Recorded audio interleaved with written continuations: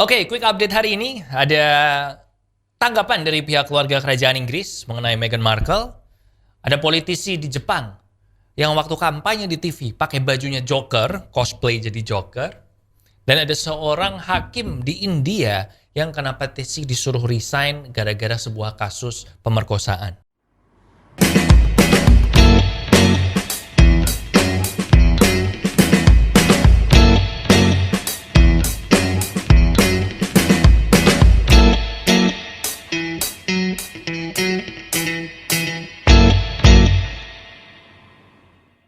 Oh hi, welcome followers di Off The Record, podcastnya Popo on the Radio. I'm your host, Popo Kusen. Dan hari ini adalah harinya quick update. Jadi gue ada sedikit update dari 3 hal yang berbeda. Yang pertama kita bahas yang lagi hangat, yaitu dari keluarga kerajaan Inggris yang akhirnya buka suara nih. Setelah di episode Off The Record sebelumnya kita bahas 12 hal yang diakui atau yang dibuka oleh Meghan Markle mengenai keluarga kerajaan.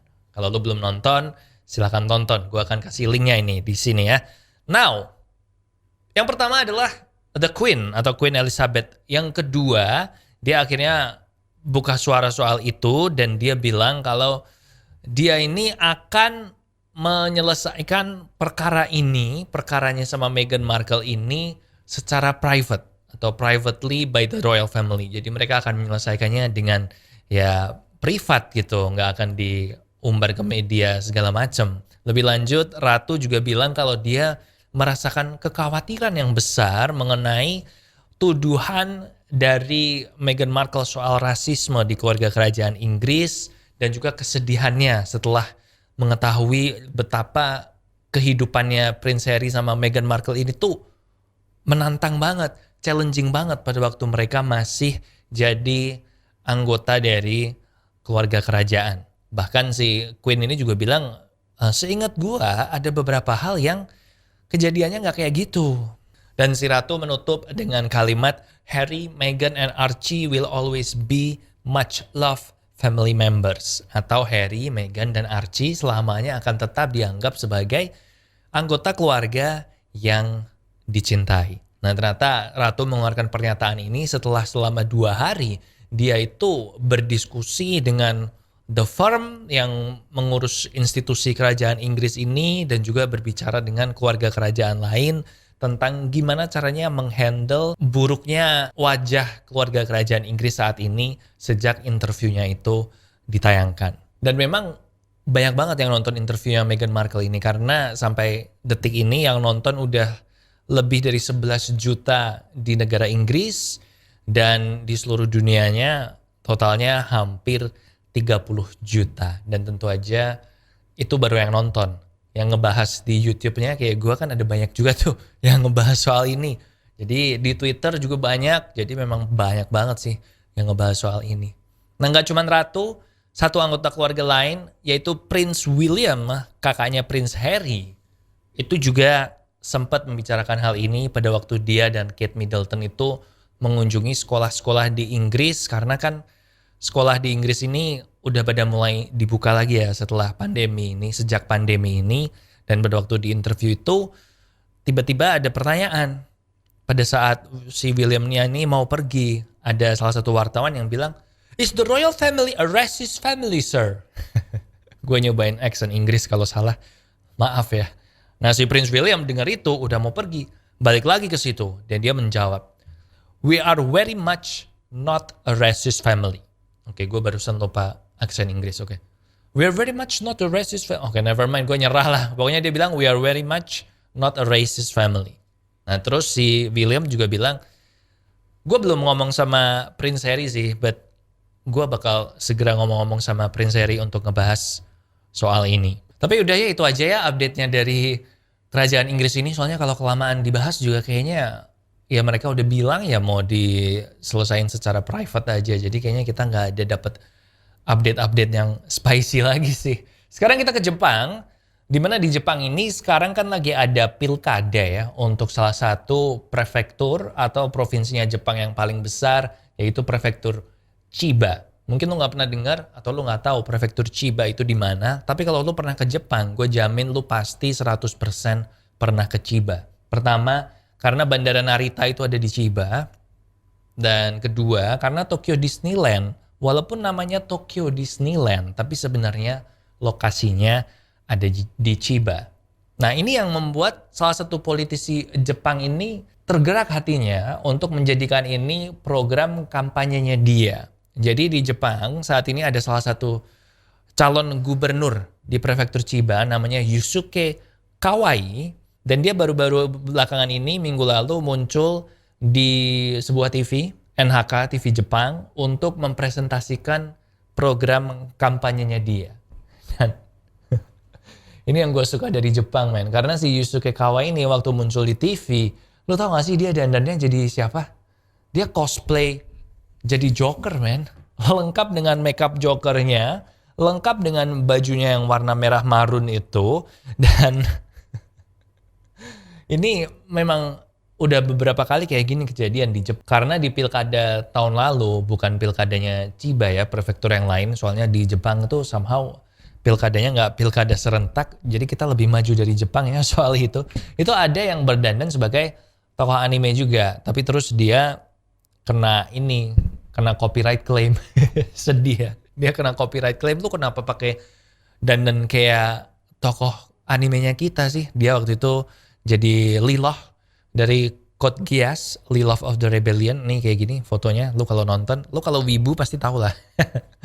Nah, balik lagi ke Yusuke Kawai ini. Jadi pada waktu dia berpidato di NHK ini, pada waktu mulai, dia minta kepada semua yang nonton untuk ayo record kampanyenya gua dan tolong di-share di YouTube dan di TikTok. Jadi kayaknya memang strateginya dia itu mengincar generasi muda ya, generasi milenial dan Gen Z. Yang to be honest, gue nggak tahu sih, emang Gen Z di Jepang udah bisa voting, gue nggak tahu berapa umurnya sih di Jepang minimalnya. Anyway, ada beberapa poin-poin penting dari pidatonya Yusuke Kawai ini yang gue nggak tahan buat nggak ceritain ke lu sih, karena ini lucu banget, karena ini unik banget sih. Jadi yang pertama, kampanyenya dia adalah dia akan mendirikan sebuah menara merah tinggi mirip kayak Tokyo Tower, nih Tokyo Tower kayak gini, di Chiba, tapi dia akan memberinya nama Tokyo Tower. Kenapa dia kasih nama Tokyo Tower? Karena dia alasannya adalah karena Tokyo Disneyland itu lokasinya di Chiba, tapi namanya Tokyo. Jadi dia pengen balas dendam gitu. Terus yang kedua, dia juga akan mengubah nama Narita Airport yang sekali lagi ada di Chiba menjadi Disney Sky. Dan gue nggak tahu kalau lu mau namanya Disney Sky, lu bukannya mesti bayar license sama Disney ya, atau minimal ngajak kerjasama sama Disney ya. Program yang ketiga, dia akan membuat theme song untuk prefektur Chiba itu Let It Go dari Frozen. Lu nggak tahu? Tahu nggak? Tahu kan lagunya Let It Go? Kalau nggak tahu, lu cari di video lain. Kalau gue putar di sini bisa sih, tapi ntar gue kena copyright claim juga. Okay. And then program yang keempat, dia akan membuat supaya ilegal buat orang-orang Chiba itu mengatakan sampah. Jadi kata sampah akan diganti menjadi star fragment atau pecahan bintang. Dan yang terakhir, Makuhari Station, stasiun kereta apinya di Chiba, akan diganti menjadi Makuhari Messe Isn't Here Station atau stasiun Makuhari Messe itu bukan di sini. Nah, tapi at least di pidatonya dia ada satu hal yang dia gue setuju, karena karena di Jepang itu sekarang lagi ada kampanye program anti masker ya. Jadi ada slogannya yaitu coronavirus ini tuh cuman flu atau cuman pilek aja. Nah, si Yusuke Kawai ini bilang kalau enggak dong, itu tuh salah. Karena walaupun kita cuman kena pilek aja tuh, itu kan nggak enak ya. Apalagi sekarang lagi mau masuk musim semi, akan ada alergi tiap tahun juga, kayak alergi serbuk bunga segala macam. Kalau pakai masker kan bagus, bisa mencegah itu juga. Jadi at least dia ada satu hal yang kayaknya serius deh di pidatonya ini. Nah, setelah selesai pidato, si Kawai ini ditanyain sama Tokyo Sports yang nanyain dia, kenapa lu pakai kostum Joker, kenapa lu pakai makeup badut. Dan dia bilang, karena Joker ini kayak semacam dark hero gitu, jadi gue pengen kalau pakai ini gue ngerasa gue bisa mendapatkan dukungan dari masyarakat. Kayaknya dia nggak nonton ya filmnya Joker ya, karena dia didukung oleh kriminal-kriminal sebenarnya. Dan yang menarik adalah karena ternyata si Yusuke Kawai ini kisah hidupnya mirip dengan Joker di film Jokernya Joaquin Phoenix, man. Soalnya beberapa tahun yang lalu si Kawai ini tiba-tiba dia berhenti dari pekerjaannya dia dan dia mencoba untuk menjadi stand up comedian di Jepang, tapi sampai sekarang terhitung belum berhasil. Dan ya sekarang dia tiba-tiba maju jadi gubernurnya Chiba ini. Itu mirip kan sama ceritanya Joker, dia adalah stand up comedian yang gagal. Cuman hopefully si Yusuke Kawai ini gak terus jadi penjahat kayak Joker ya. Semoga dia, kalau kemungkinan kecil sih, tapi kalau dia kepilih benar-benar dia menjadi pejabat publik yang bagus ya. Oke, yang terakhir, quick update terakhir ini cukup serius sebenarnya. Kalau yang tadi kan cenderung santai gitu kan. Kalau yang ini cukup serius, yaitu datang dari India. Jadi di India itu sekarang lagi heboh karena salah satu hakim India yang terkenal, yang mungkin kalau dibandingin sama Indonesia itu dia kayak almarhum Hakim Artijo gitulah. Jadi dia terkenal gitu. Orang tahu lah dia hakim yang paling top. Sekarang udah ada lebih dari 5.000 orang yang menandatangani petisi yang meminta supaya kepala hakim Syarat Arvin Bobde ini berhenti setelah dia bilang sama seorang PNS gitu di India kalau jadi ceritanya si PNS-nya ini tuh ngelakuin pemerkosaan gitu. Dia memerkosa seorang perempuan yang masih sekolah, dan si hakim kepalanya ini di persidangannya itu bilang kalau lu mau menikah sama anak perempuan ini maka kita bisa ngebantu lu. Tapi kalau lu gak mau menikah sama korban pemerkosaannya ini, maka lu akan kehilangan pekerjaanmu, akan dipecat, dan akan masuk penjara. Nah tentu aja karena statementnya ini muncul beredar di masyarakat, maka ini menimbulkan kontroversi yang besar banget, terutama dari aktivis-aktivis pembela hak-hak perempuan. Karena ya gimana ya, masa lu memerkosa, terus kalau lu mau nikah sama dia, terus urusannya beres gitu, terus dia gak masuk ke penjara. Bahkan sebenarnya tuduhannya si terdakwanya ini, itu tuh nggak cuman memerkosa, men. Tuduhannya dia ada stalking, mengintai gitu kan, memata-matai, ngikutin, stalker lah. And then dia juga mengikat, kemudian menyumpal mulutnya, and then memerkosa gadisnya berkali-kali, bahkan sambil mengancam kalau nggak mau maka dia akan disiram pakai bensin, and then dibakar, and then saudara laki-lakinya dia akan dibunuh. Gila nggak sih? I mean kalau lu sampai kayak gini, tuduhannya separah ini, and then kalau lu mau nikah terus beres, nggak terus jadi masuk penjara, ya wajar sih kalau terus jadi kontroversi besar banget di India. Memang ya India itu punya masalah dari dulu tentang pemerkosaan perempuan, karena kalau di sana terjadi pemerkosaan perempuan, masih yang disalahkan pertama adalah perempuannya, kayak salah pakai baju, atau lu terlalu seksi, atau lu udah tahu situ daerah nggak aman, kenapa lu jalan ke situ.